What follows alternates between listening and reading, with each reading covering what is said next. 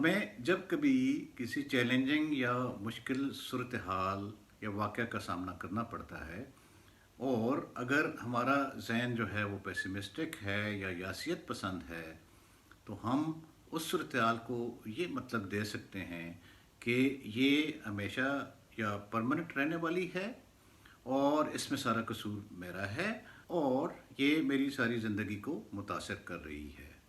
जब हम ये मतलब देंगे तो हम मायूसी और डिप्रेशन में जा सकते हैं। इसको तब्दील करने का या रीफ्रेम करने का तरीका ये है कि हक़ाइक़ और हालात वाक़यात को सामने रखते हुए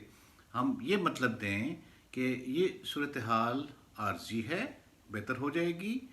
और इसमें जो बाहर की चीज़ें हैं या वाक़यात हैं या अनासर हैं, उन्होंने ज़्यादा रोल अदा किया है और ये मेरी ज़िंदगी के एक ख़ास पहलू को असरअंदाज कर रही है।